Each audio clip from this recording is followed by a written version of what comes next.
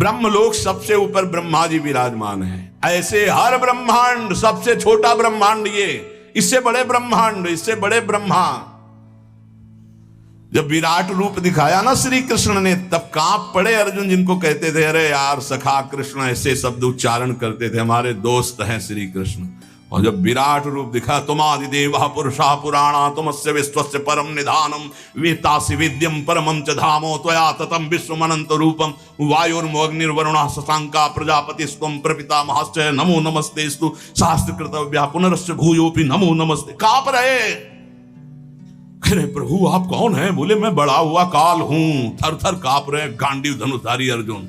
प्रभु अपने रूप का स्मरण करो, मेरी सामर्थ्य नहीं मैं देख लूं। ये है ऐसे श्री कृष्ण, जिनको ललित त्रिभंगी केवल बंसी वाला समझते हो ना, ये बंसी वाला ऐसा नहीं, ये काल का भी काल है। बहुत कृपा है जो ऐसा ठाकुर हमारा है। ये कोई छाती ऐसे नहीं गरजती, ये हमारे जीवन धन, हमारे प्राण धन। जहां काम न चलता था तीर और कमानों से, विजय नटवर की होती है वह बंसी की तारों से। गजब की बांसुरी बजती थी वृंदावन बसैया की, करूं तारीफ मुरली की या मुरलीधर कन्हैया की। एक कन्हैया ऐसा नहीं है, अगासुर बकासुर को एक घूंसे में। आप ऐसे स्वामी के सेवक हैं, विश्वास कीजिए।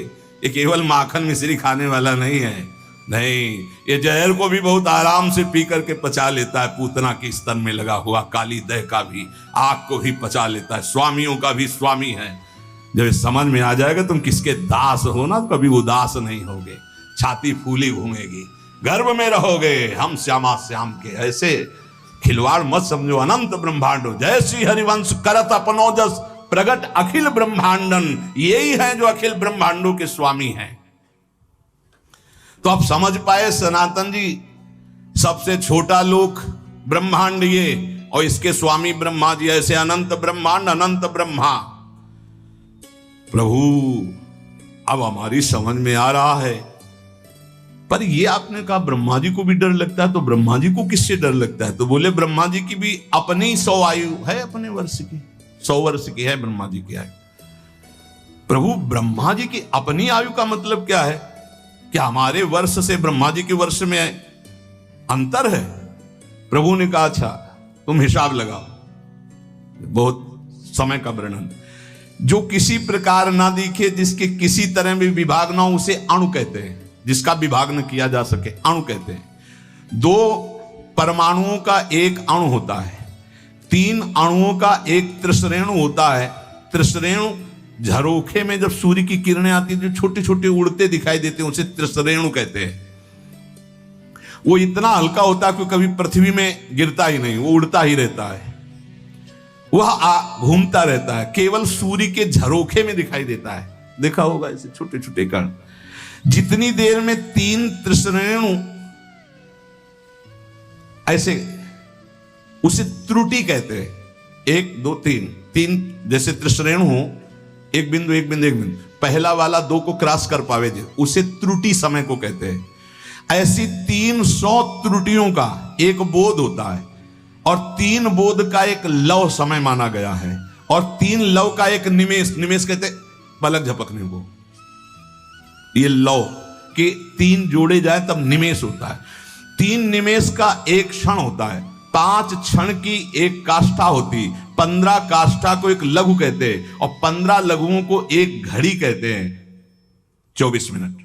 2 घड़ियों का एक मुहूर्त होता है। 6 या 7 दिन के घटने बढ़ने कारण 6 या 7 घड़ी होने पर मनुष्यों का एक प्रहर होता है। 4 प्रहर का दिन और 4 प्रहर की रात्रि होती, इसलिए 8 प्रहर की एक दिन रात्रि मानी गई है।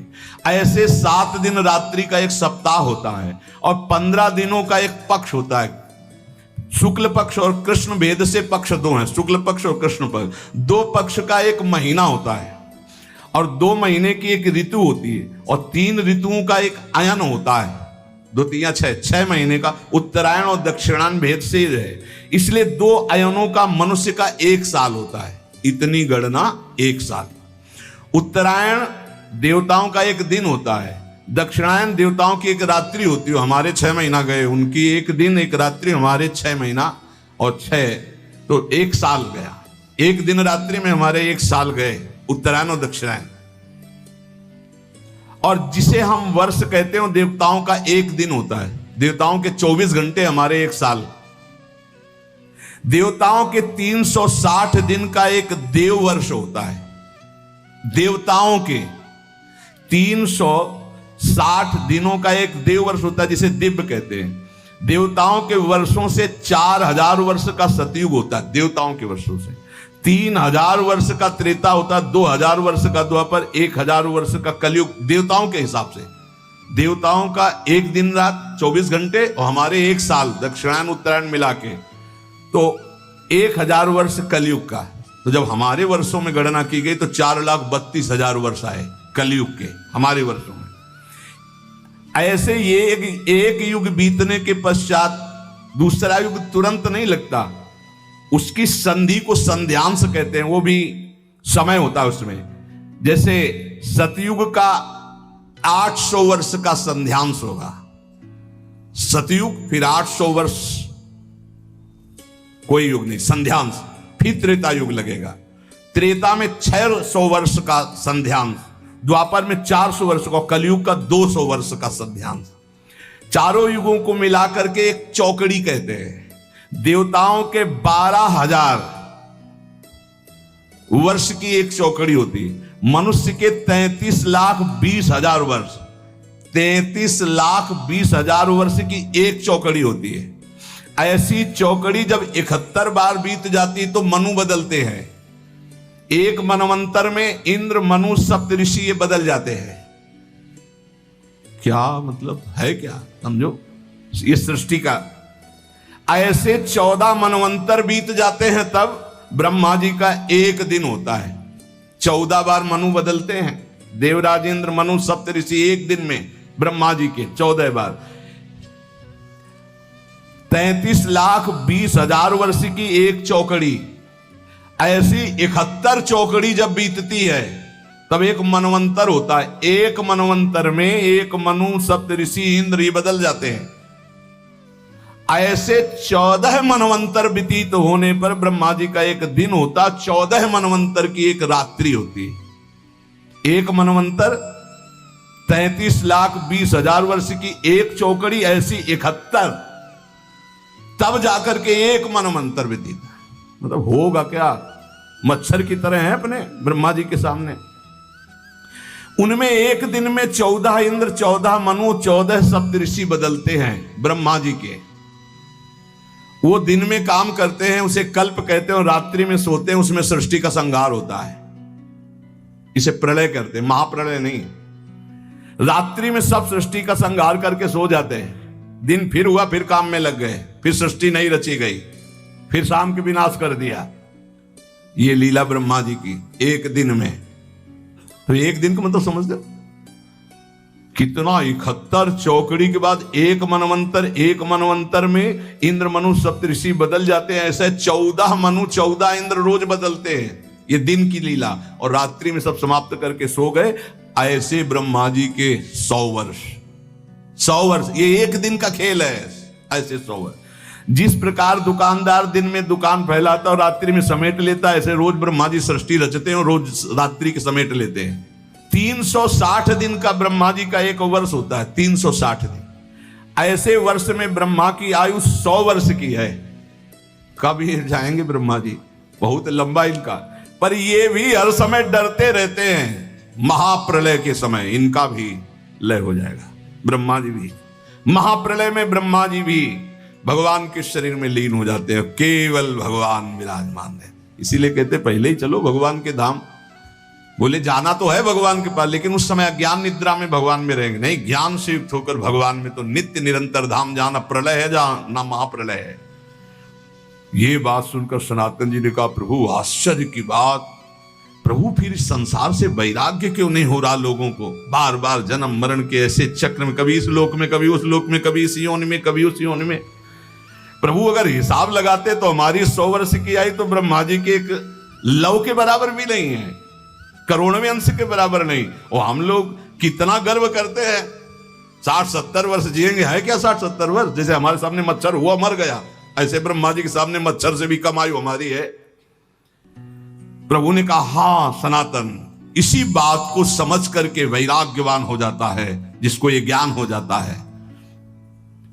प्रभु ने कहा सनातन ये प्राणी जब समझता नहीं है तो क्षुद्र भोगों को पाकर 10-5 लाख करोड़ बहुत बड़े धनी, अब सोचो पूरी बाजार अनंत ब्रह्मांडों की भगवान की, जिन्होंने ऐसे भगवान को प्राप्त कर लिया, वो धनी की वो धनी मायाकृत। जिस समय सच्चा भजन करोगे तब सच्चा ज्ञान होगा। ये क्यों में उसे समझ में आने वाला नहीं, बहुत बड़े मायाधीश प्रभु हैं। प्रभु कैसे कोई समझ सकता है? तो कहा हाँ सनातन, कुएं का मेढक समुद्र का अनुमान नहीं लगा सकता। ये भोगों में फंसे हुए लोग भगवान की महिमा को क्या जाने। अरे वैसी माया की कहते हैं भगवान को मानते ही नहीं।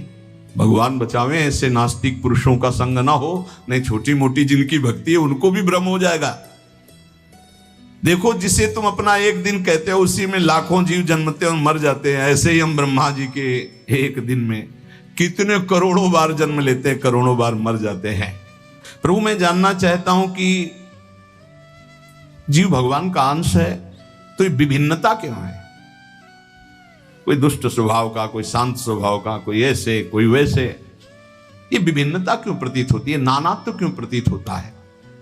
प्रभु ने कहा सनातन शास्त्रों में मुक्त, नित्य, मुमुक्षु और बद्ध, ये 4 प्रकार के भगवत अंशों का वर्णन हुआ है।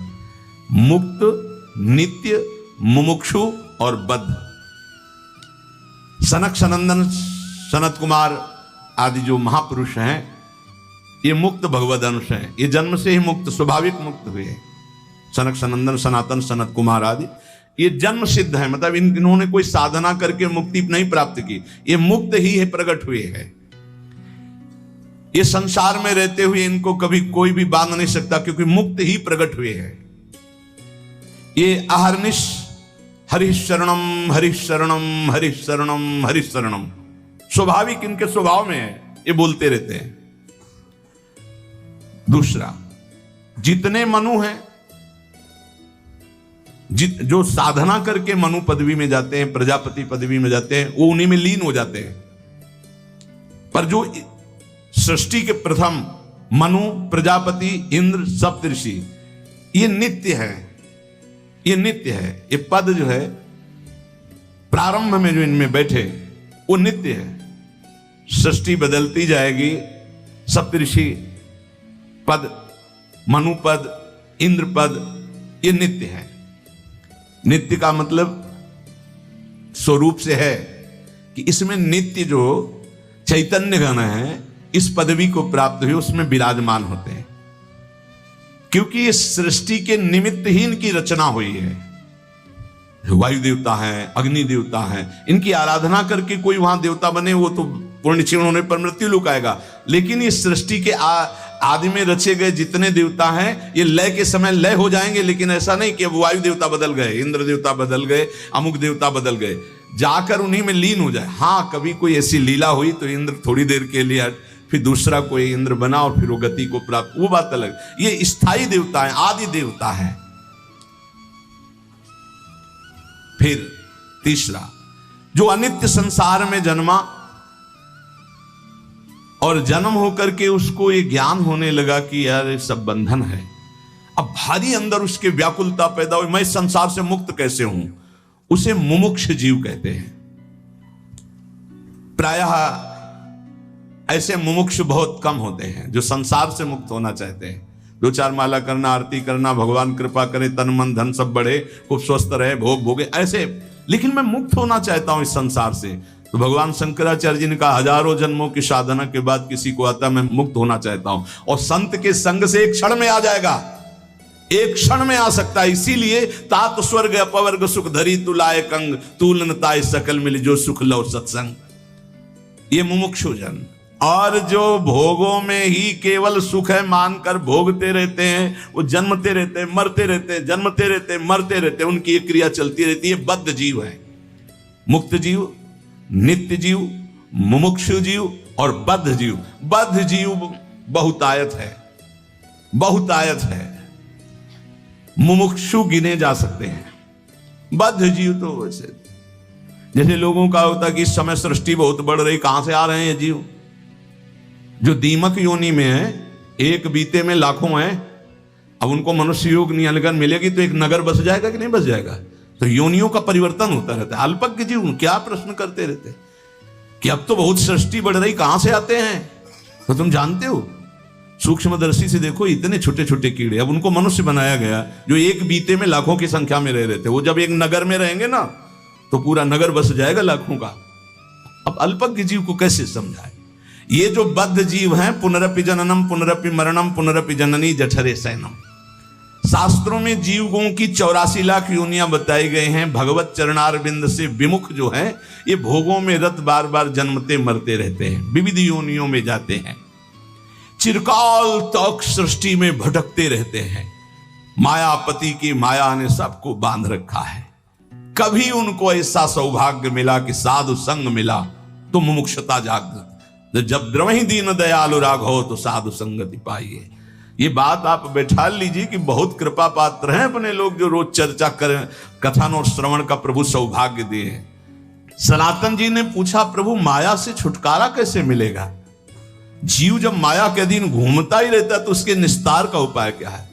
प्रभु ने कहा, एक उपाय है, जब किसी महापुरुष के वचनों को कोई मानने लगता है, उनका संग मिलता है, तब वो मायापति भगवान की शरण में चला जाता है और उसकी माया से मुक्ति मिल जाती है। सनातन ने पूछा, प्रभु मायापति भगवान की शरण का मतलब क्या है, कैसे प्राप्त होती है? प्रभु ने कहा, भाई इसमें तो मुख्य केवल भगवान की कृपा ही है कि कोई भगवत प्रेमी मात संगस्त दुर्लभ हो, लेकिन बिनु हरि कृपा मिले नहीं संता। भगवान की कृपा से देखो, जीव के कल्याण का प्रारंभ और पूर्णता संतों से ही होती है। अगर सत्संग मिल गया तो समझो बाजी मार गए, भगवान आप पर बहुत कृपालु हैं। अगर संतों के प्रतिभाव बन जाए, कभी कभी हवा चलती है, कभी दक्षिण की, कभी वाम की, कभी उत्तर की, कभी पूर्वाई की, चारों दिशाओं की चलती है। तो जैसे अनुकूल हवा चल जाए तो फिर सबको आनंद आने लगता है। तो ऐसे अनुकूल सी हवा चल गई प्रियाजू की, राधा राधा राधा राधा, निकल चलो, हवा बढ़िया है। नाव में अगर अनुकूल हवा मिल जाए, खेवैया चतुर हो तो देर न लगे पार हो जाए।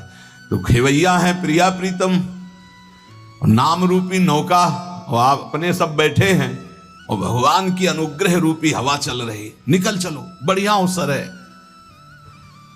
जब किसी पर भगवान की कृपा होती तो उसकी पहचान क्या होती? बोले उसे संतों की बात पर विश्वास होने लगता है और शास्त्र की कृपा उसके ऊपर बरसने लगती है। शास्त्र स्वाध्याय करने का मन होता है और फिर वो भगवान की कृपा मनाता है कि संत मिल गए, शास्त्र स्वाध्याय में रुचि हुई, नाम जप होने लगा। प्रभु आपकी बड़ी कृपा, वैसी कृपा कर दो कि हृदय निर्मल हो जाए, ये काम क्रोध लोभ मोह प्रभु आपसे विमुख, वो प्रार्थनाएं करने लगता है। बिल्कुल ऐसा ही है, एकांतिक में दृश्य आते हैं, प्रार्थना शुरू हो जाती है।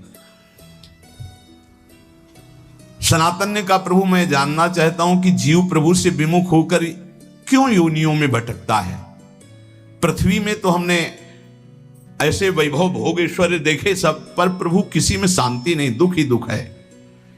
स्वर्गलोक में भी तो नाम मात्र का केवल दिखावटी सुख है, बाद में फिर मृत्यु लोक। प्रभु अंतिम शांति कहां जाकर मिलती है? प्रभु ने कहा, सनातन चींटी से लेकर ब्रह्मा तक सब मायाबद्ध है, माया में बंद। स्वर्ग क्या ब्रह्मलोक तक शांति नहीं, परम शांति तो प्रभु श्री कृष्ण के चरणों के चिंतन में, नाम कीर्तन में, नाम जप में है। किसमें परम शांति है? प्रभु श्री कृष्ण के चरणों के चिंतन में, नाम जप में, नाम कीर्तन में। बोले ये भोग लें तो चित्त शांत हो जाएगा। अरे त्यागात शांतिरनंतरम, भोगात शांतिरनंतरम नहीं है। सनातन ने कहा, प्रभु ब्रह्मा जी तो भगवान के स्वरूप है, फिर आपने कहा चींटी से ब्रह्मा तक मायाबद्ध है, उनको तो सुना है वो चराचर जगत के ईश्वर, उनको क्या दुख है? वो तो संपूर्ण जगत को उत्पन्न करने वाले स्वामी हैं।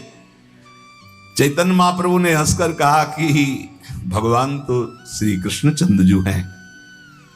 देखो ये ऐसा भगवत रस है कि जब कभी भगवान शिव शुरू कर देते हैं तो जैसे 88,000 समाधि में निकल जाते ना, ऐसे कितने युग निकल जाते, वो चर्चा करते रहते, वो अम्मा सुनती रहती, जगदम्बा सुनती रहती। इससे बड़ा कोई रस नहीं। अगर भगवत चर्चा और ये बोलो इतनी देर में किसका मन कहां गया? ये है भगवान की चर्चा। अगर भगवान की चर्चा हमको बराबर सुनने को मिले तो हमारा मन बहुत जल्दी पवित्र भगवदाकार हो जाए।